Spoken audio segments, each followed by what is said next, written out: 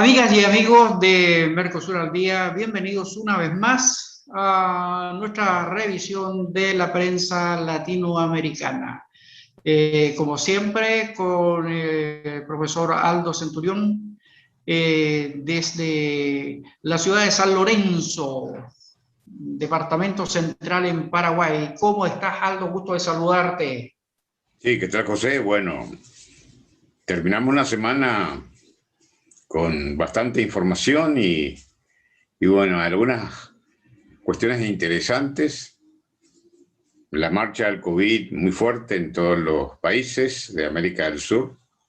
Y bueno, hay algunas polémicas. Vamos a empezar con la polémica que instala el presidente Fernández de la Argentina en algunas declaraciones al saludar y expresar su alegría por la visita del primer ministro de España, es así, ¿no? Sánchez. Sí, Pedro Sánchez. Y bueno, expresó de que los brasileños venían de la selva y los peruanos de los indios y que la Argentina venían de los barcos. Y no solamente eso, sino también felicitó al candidato Pedro Castillo como ya presidente.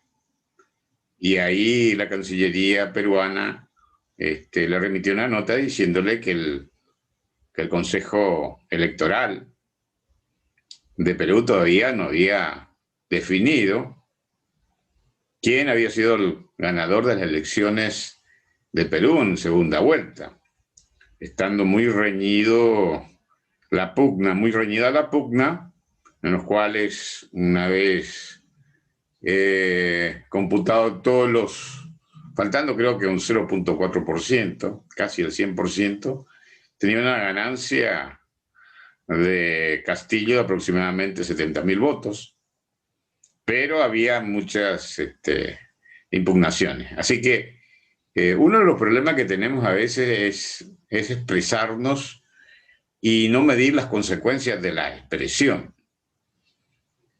Entonces, cuando nos expresamos de esa manera, tenemos que ubicarnos que estamos hablando al mundo. Y por supuesto que la repetición de memes en todo el mundo hace que se reduzca la confianza y la seriedad del presidente argentino con respecto al mundo, ¿no?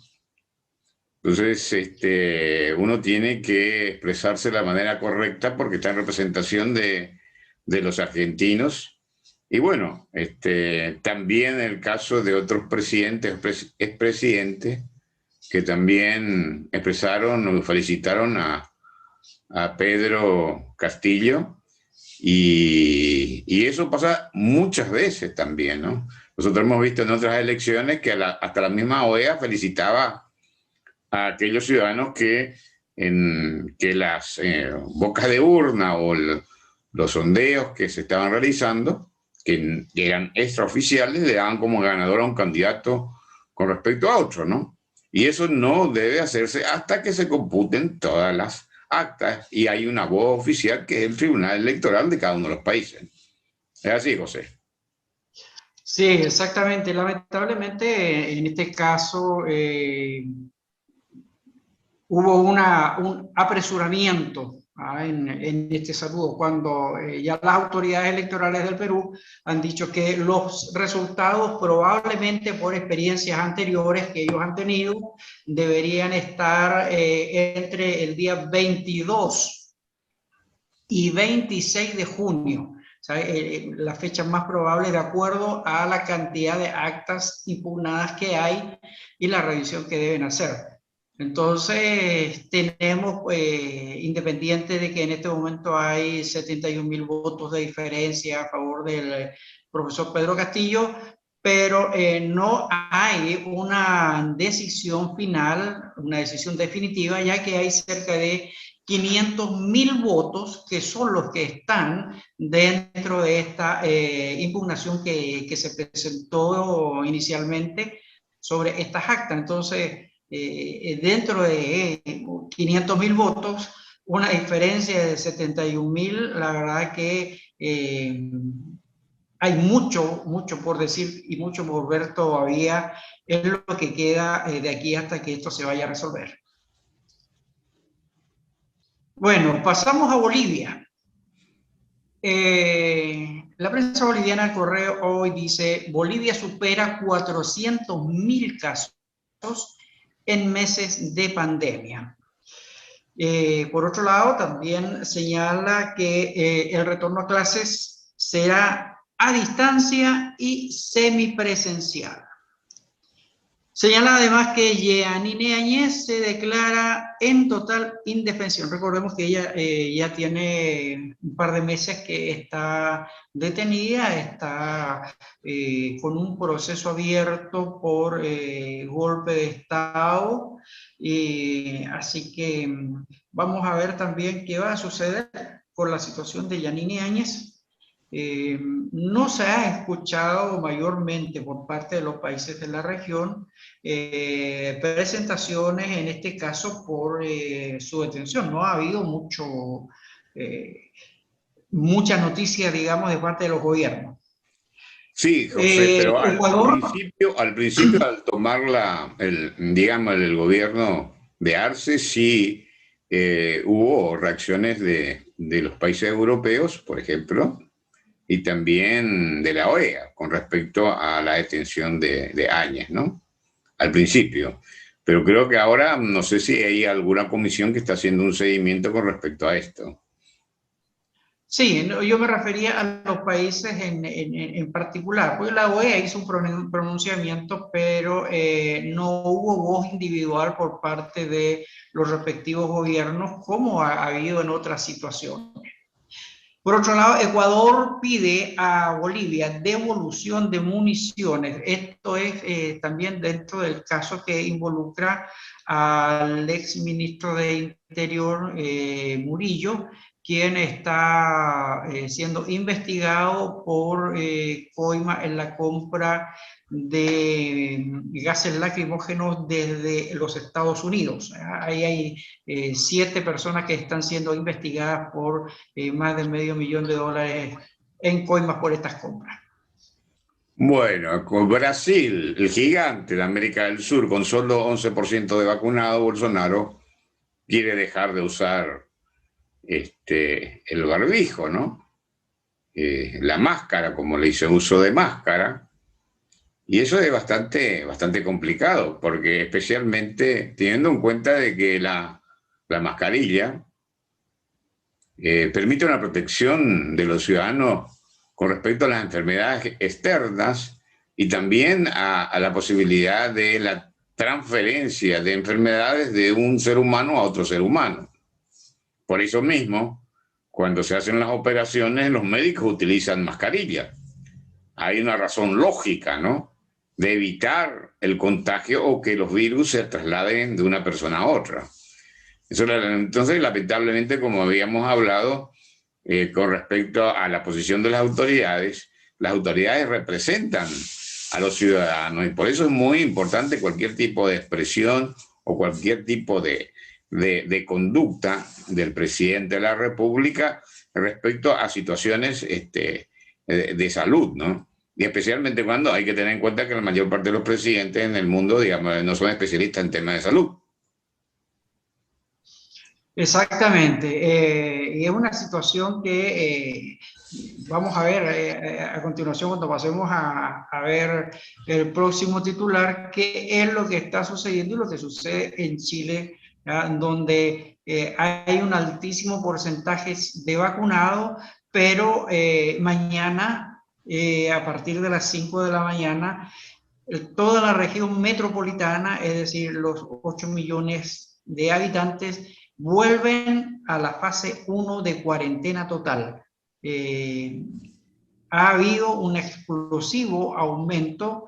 De hecho, esta mañana ya hay una clínica que está cerrada en Santiago porque no tiene capacidad de camas para recibir nuevos pacientes, ¿ya? Es el primer caso que ya se está dando. el uso de la mascarilla o del barbijo, la verdad es que las personas que se han ido vacunando se consideran a sí mismas que ya están inmunes. Lo que en realidad hace la vacuna es brindar una protección, ¿ya?, en distintos porcentajes, ya sea a personas que se contagian, pero su riesgo vital disminuye cuando llegan a cuidados intensivos. Pero la vacuna no impide que una persona se vaya a contagiar. Entonces, el hecho de que esté vacunado no significa que, usando una expresión muy coloquial, hay chip libre para hacer lo que uno quiera por el solo hecho de estar vacunado.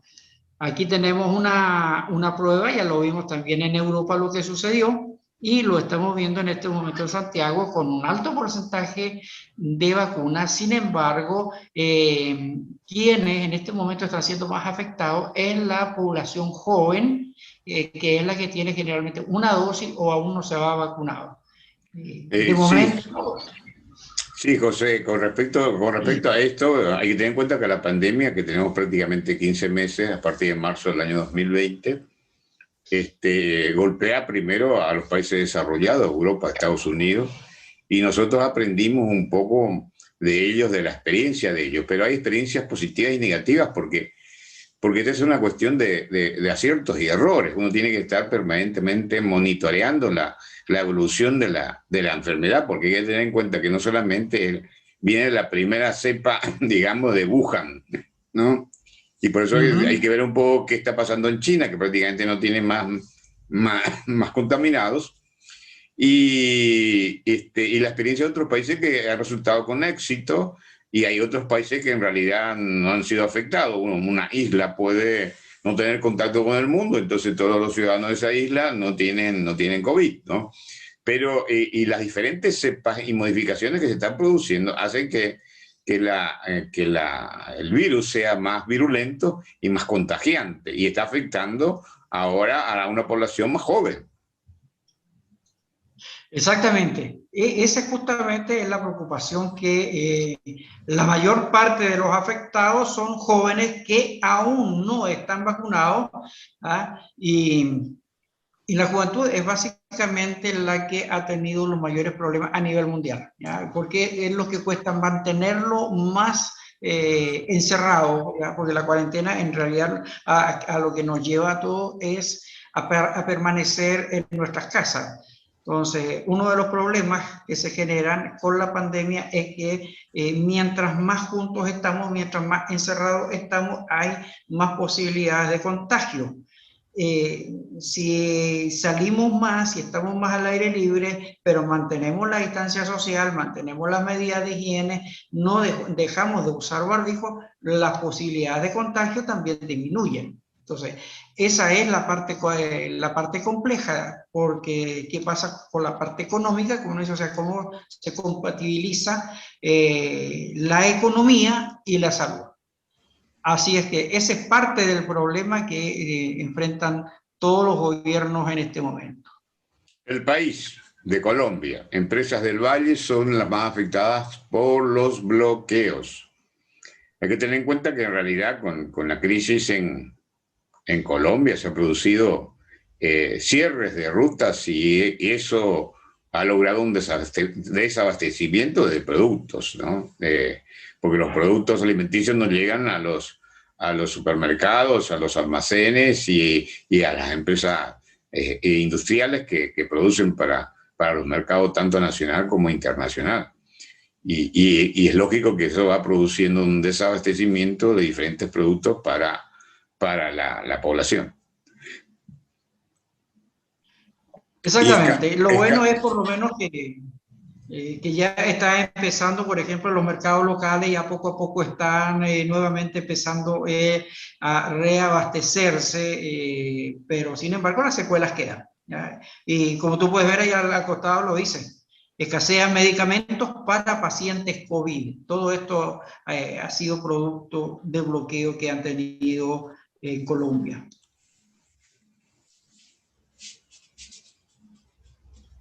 Te comento de Ecuador, el universo, se podrán vacunar desde los 12 años contra el COVID. Si bien Ecuador, el presidente Lasso inició un programa bien agresivo con una apertura a través de las redes para el registro de las personas para agendar su horario en los distintos lugares de vacunación. El gran interés de la población hizo que en un momento determinado colapsara la red, pero han ido poco a poco integrándose por distintas etapas y edades para la vacunación.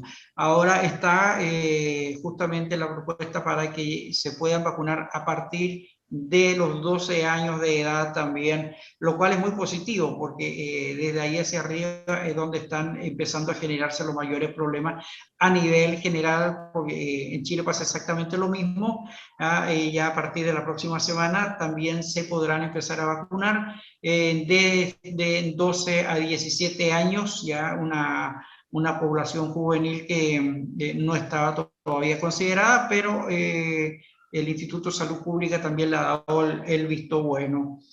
Así que, en bueno, ese sentido, por lo menos... Richard Carapaz ganó quinta etapa en el Tour a Suiza. Qué bien, especialmente en el tema de deporte. Parece ser que Colombia y Ecuador tienen al ciclismo como un deporte no solamente nacional, sino que promueven al ciclismo, ¿no? No necesariamente en otros países. En otros países lo que se promueve más es el fútbol, ¿no?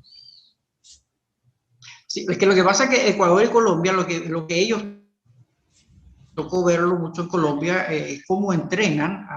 Los muchachos entrenan en cordillera. Eso es subir y bajar cerro, subir y bajar cerro. Por esa razón que generalmente los colombianos, los escarabajos, como lo llaman, generalmente ganan ellos los torneos en Europa y obviamente también aquí en América Latina, porque su nivel de entrenamiento es muy exigente.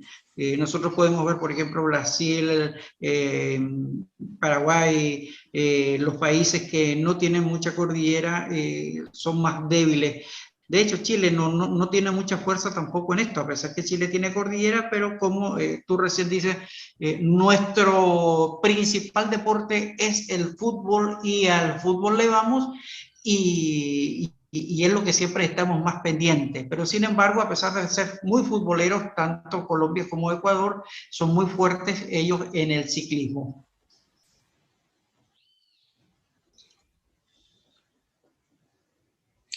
Bueno, última hora, sede puente fiscalizado 15 días atrás y mueren 3 personas. Bueno, acá tenemos un problema de control del Estado, de control del diseño de la obra, de la ejecución de la obra y también de todo lo que significa fiscalización, que se cumplen con las especificaciones técnicas. Hay que tener en cuenta que este puente se construyó, tengo entendido, en el año 2020, es novito. Y bueno, con la presión de las lluvias y bueno, el clima y todo ese tipo de cosas, bueno, tuvieron que caer vehículos y camiones. Al derrumbarse el puente murieron 3 personas, lamentablemente. Y por supuesto, las autoridades tienen que ser responsables de esta situación, porque a cualquiera le pudiera haber pasado cuando en ese momento tuvo que ir por el puente sobre el arroyo Lorito en Tacuatí, ¿no? Entonces, bueno, están en proceso de investigación. Sí, generalmente los problemas se dan, Aldo, en este tipo de situaciones por los materiales. Es decir, no son los materiales, porque el diseño puede ser muy bueno, las especificaciones técnicas pueden estar muy bien, pero sin embargo los materiales utilizados no son los de primera calidad, sino que son materiales deficientes y obviamente que al sobrepasarse la carga, si es un puente, imagínate de este nivel, una vía que es principal, tiene que estar considerado que puede tener pasando al mismo tiempo 4 camiones con contenedores lo cual te significa una carga que vas a tener sobre las 150 toneladas. Entonces, aquí imagínate solamente que fue un camión y 2 vehículos los que al mismo tiempo entraron y el puente no soportó. Sí, eso ha pasado también en México, hace poco un accidente. Y bueno, y respecto, por ejemplo, a las vacunas en Paraguay, si bien vamos a tener una donación y se ha hecho un acuerdo también con Pfizer para proveer de 1 millón de vacunas, la Argentina tiene problemas con Pfizer, pero parece que tiene problemas con las vacunas americanas, ¿no? Las vacunas de Rusia y China llegan sin problema, ¿no? Entonces, inclusive la tan famosa vacuna que está esperando, ¿no? ¿Cómo se llama la vacuna? Creo que era Cancino. canadiense, ¿eh? CanSino, creo que Cancino. están por comprar la CanSino, ¿no? Sí, sí, sí, sí. Los argentinos. Y bueno, hay 500 millones de vacunas que el presidente Joe Biden afirmó en su visita que está haciendo a la Unión Europea y empezando, bueno, por el país más rebelde de la Unión Europea, que es Gran Bretaña, ¿no? 500 millones de vacunas, que es muy importante y va a ser una donación para todos los países en vía de desarrollo y creo que es una contribución muy importante a la salud mundial.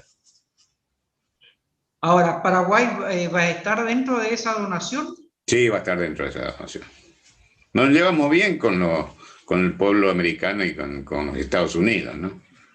Por supuesto que hay gente que no le gusta a los Estados Unidos, pero es una economía de libre mercado y una economía, tiene un sistema político democrático. Hay países que no son democráticos.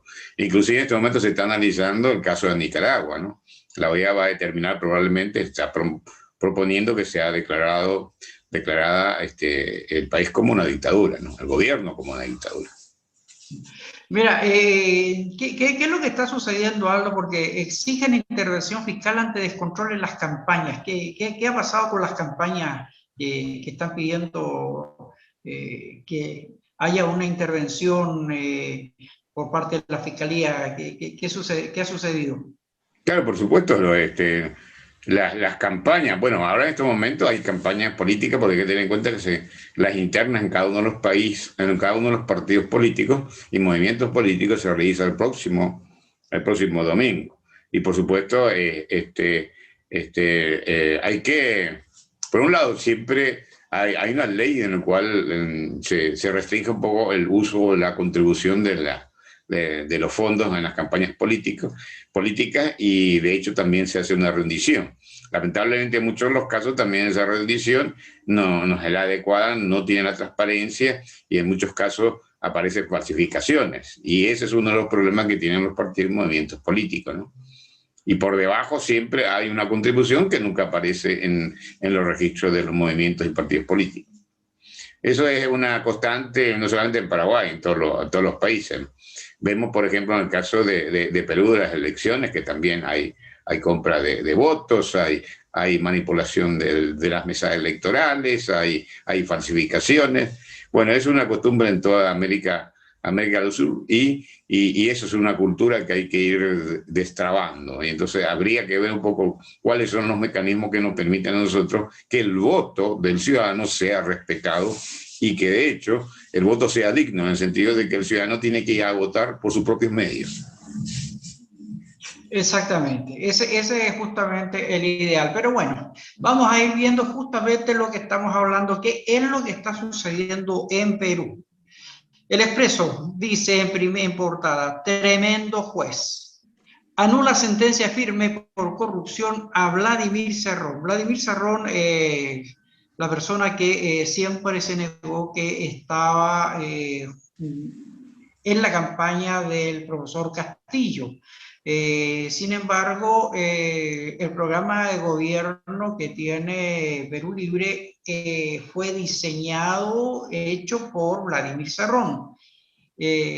Con esto, lo que se dice que Vladimir Cerrón siempre ha sido quien está detrás del profesor Castillo, estuvo en el cierre de su campaña, aunque estaba, porque con esto, al anular la sentencia firme, queda nuevamente libre para ingresar a la administración pública, de la cual estaba inhabilitado.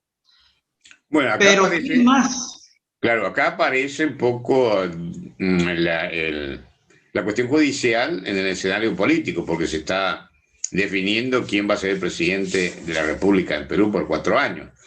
Y aparecen dos sentencias o resoluciones judiciales, una en la de declarar libre de culpa y pena a Cerrón, como estabas hablando, y por otro lado también pidiendo una prisión preventiva a una de las candidatas, a la candidata Keiko Fujimori.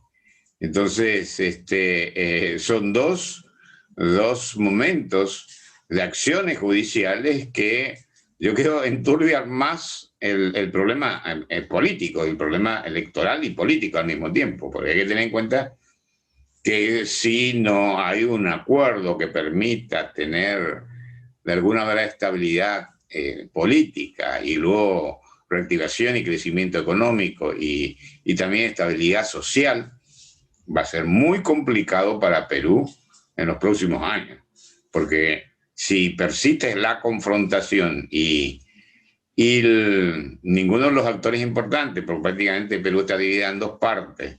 Hay que tener en cuenta también que hay un 5% de ciudadanos que votaron nulo, es decir, anularon su voto porque los candidatos no eran los adecuados según ellos, pero está dividida y con pensamiento totalmente diferente. Por un lado está el pensamiento más estatista y por otro lado está el pensamiento más de libre mercado. Entonces el escenario es bastante complicado a futuro, porque excepto que se pongan de acuerdo más o menos entre los dos y definen a futuro, digamos, qué línea de trabajo van a desarrollar los próximos 4 años, bueno, van a estar conspirando unos contra otros y van a estar en permanente confrontación. Yo no sé si estos líderes tienen esas posibilidades. Le veo a Keiko Fujimori mucho más libre en el sentido que es la líder, pero sin embargo el profesor Pedro Castillo está rodeado de diferentes personas que tienen influencia sobre él, entonces es muy probable que él no tenga el vuelo propio como presidente de la República, dependerá de lo que digan y hagan los demás. Entonces la presión no solamente va a ser interna, sino externa, y por otro lado, las fuerzas políticas en el Parlamento favorecen en este momento, digamos, la línea más de derecha que más de izquierda, y en eventual caso de discordia y de conflicto van a tratar de utilizar la Constitución Nacional, especialmente en el caso de Perú, por vacancia, ¿no? Entonces pueden argumentar cualquier tipo de delito o cualquier tipo de excusas para poder sacar a un presidente de la República. Bueno, eso lo vimos justamente con el caso de Pedro Pablo Kuczynski, que fue el primer presidente que declararon vacancia. Por esa razón asumió Vizcarra. Luego cayó Vizcarra, asumió el presidente del Congreso y ahí estamos nuevamente con un congresista en la presidencia de la República, ya que es el cuarto presidente en este periodo de 5 años. Y ahora vamos a ver, justamente por las impugnaciones que hay, tanto Fuerza Popular, que hizo una impugnación sobre 800, poco más de 800 actas, y por su parte Perú Libre también está pidiendo la nulidad de 209 actas, así que hay 1000 actas y un poquito más en revisión. De ahí que los resultados oficiales la OMP recién los estaría entregando después del 20 de junio, así que no hay una fecha definida, pero estiman que puede llegar eso hasta el día 26 de junio, lo que es la revisión y la decisión final de cuál es el resultado que va a tener esta elección en la hermana República del Perú. Sí, José, los vicios se continúan y eso hay que tenerlo en cuenta, porque si nosotros queremos fortalecer la democracia y que se tengan instituciones sólidas, debemos hacer cambios importantes en el sistema electoral, por ejemplo, ¿no? Y cambios también en el equilibrio de los poderes. Porque si uno de los poderes puede elegir a la Corte Suprema de Justicia, el que eligió manda sobre el elegido. Por ejemplo, en el caso de los jueces o fiscales. Usualmente en nuestro sistema presidencialista, la mayoría de los casos, es el Congreso el que decide quién va a ser juez y quién va a ser el presidente de la Corte Suprema de Justicia, ¿no? Y el jurado de enjuiciamiento y el Consejo de la Magistratura. Entonces no tiene libertad el Poder Judicial y depende del poder político que está en el Congreso. Sí, hay mucho todavía que tenemos por delante por mejorar en nuestro continente en ese sentido. El observador de Uruguay, Ministerio de Salud Pública, evalúa adelantar vacunación a los recuperados de coronavirus. Uruguay estuvo también pasando un par de semanas muy complicadas por el tema de COVID, pacientes activos, también por el tema de la vacunación. Vimos a un país bastante afectado, pero están ahora también queriendo mejorar debido a la disponibilidad de las dosis que existen para alcanzar a la mayor cantidad de población vacunada. Y por otro lado ahí dice que a los 44 años Sebastián Abreu, el loco Abreu, quiere volver a la cancha, quiere volver a jugar. Tuvo su tiempo de gloria Loco Abreu, así que vamos a ver si consigue nuevamente volver a las canchas. El Nacional de Venezuela. ¿Qué está pasando en Venezuela, José? Está el plan de salvataje también, ¿no? Sí, así como está en este momento, imagínate, ya sacaron los billetes nuevos hace tan poquitito, el billete de 1 millón, y mira el titular de hoy. La hiperinflación pulverizó el billete de más alta denominación. Con 1 millón de bolívares no se compra ningún producto. El precio del dólar hoy en Venezuela está $1 por sobre los 3 millones de bolívares. Así ese es el salario mínimo también, ¿no? Más o menos por ahí. Exactamente. Los $3 son el salario mínimo, ¿ya? Que en este aumentó momento, de $1 a $3 ahora. Sí, son 3 millones. Claro, disminuyó, cayó el salario mínimo que estuvo en un momento determinado en $3 mensual. Hoy día, dado al valor cambio que hay, equivale a $1 mensual el salario mínimo. Imagínate. La otra noticia que está al lado derecho dice: régimen de Maduro vacunó a 100 exguerrilleros contra el COVID-19. Pero todos tienen derecho, pero aún así también tiene el derecho el diario El Nacional, que tengo entendido que tiene una sentencia judicial de pago de tantos millones de dólares por daños por difamación y calumnia contra Diosdado Cabello. Es así, ¿no, José? Sí, de hecho fue expropiado el edificio la semana pasada. Incautaron, llegó el fiscal con grupos de jóvenes a instalarse en las dependencias de lo que fue el edificio del diario El Nacional, ahí en el centro de Caracas. Y Como tú dices, eso fue justamente por un proceso que le siguió los tribunales en Caracas por supuesta difamación de Diosdado Cabello. Pero vamos a ver qué sucede. Ya se han expropiado tantas cosas en Venezuela, se han expropiado y se han cerrado medios de comunicación que era de esperar que generalmente la prensa no afecta a la línea política del régimen, sufre las consecuencias porque se les terminan las concesiones radiales o sencillamente no les abastecen de papel periódico, no se les autoriza, con lo cual van dejando de circular. También nos pone en portada nacional de hoy, fiscal anticorrupción de Perú pidió prisión preventiva contra Keiko Fujimori, lo que recién veíamos, y a la derecha deportados y robados. Esta es una imagen correspondiente a la migración que, como hablamos hace unos días atrás, cambió del sur al norte.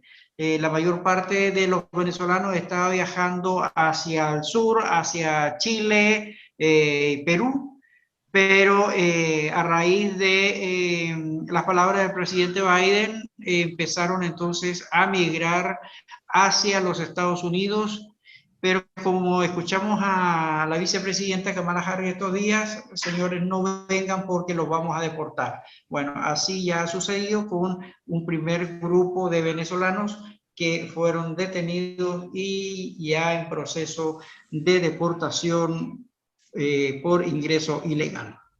Algo que en un momento determinado Chile ha hecho, pero a quienes ha deportado de Venezuela, todos han sido personas con sentencia judicial por cometer delitos o por poseer antecedentes penales o estar solicitados en su país.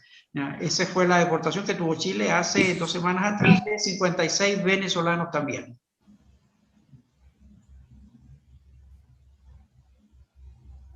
Y así, Aldo, hemos pasado una mirada por las novedades, las noticias que están en este momento en la prensa de nuestros países. Bueno, hay que tener en cuenta que la Copa América también antes de finalizar se empieza el próximo domingo, que es importante también porque habíamos hablado en algún momento dado, el deporte que vuelve otra vez a tener público, porque hay una experiencia ya con Colombia en estas eliminatorias para Qatar, para el Mundial de Qatar, en la cual participaron 10.000 fanáticos del fútbol. Sí, exactamente. Viene a la Copa América con una participación bien complicada porque aquí fue la Corte Suprema de Brasil la que autorizó que se juegue allá, pero hay muchos de los futbolistas profesionales que no van a participar. Hay selecciones que van a ir con reservas básicamente porque están privilegiando la participación en las eliminatorias que viene con 3 partidos, me parece, la próxima fecha, ¿ya?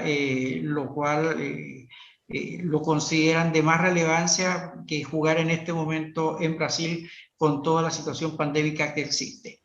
Pero las principales figuras participan, como Messi, como Suárez, como Neymar, por ejemplo, ¿no? Son los que participan, ¿no? Sí, pero el caso de Chile, por ejemplo, Chile no participa con la selección titular. Uh-huh. El caso chileno no participa ni Sánchez, ni Vidal, ni ninguno de los titulares, sino que Chile va con una selección B. Uh-huh. Por lo tanto, tiene poca posibilidad de reeditar los campeonatos que tuvo por penales, es así, ¿no? Exactamente, ya tanto la Copa América como la Centenario fueron las que ganó con los jugadores que están en la selección titular, pero en este momento al parecer no estaría participando porque la nómina no están consignados ninguno de ellos prácticamente. Y los dos, las dos finales le ganaron al hermano país de la Argentina, es así, con Messi y todo, ¿no? Exactamente, así fue. Los dos partidos jugados contra Argentina, las dos finales de Copa América, en los penales Chile fue el ganador. Una de ellas jugada en Santiago de Chile y la otra que fue jugada en Estados Unidos, que fue la Copa Centenario. Bien, Aldo. Entonces, tendríamos por el día de hoy la revisión de los titulares. El día lunes estaremos entonces dándole una mirada más a la prensa latinoamericana para ver qué hechos van a suceder y van a ser de relevancia en las próximas horas. Por mi parte, Aldo, ha sido un gran placer haber compartido contigo estas novedades y nos preparamos para el lunes. Perfecto, será hasta la próxima. Para todos.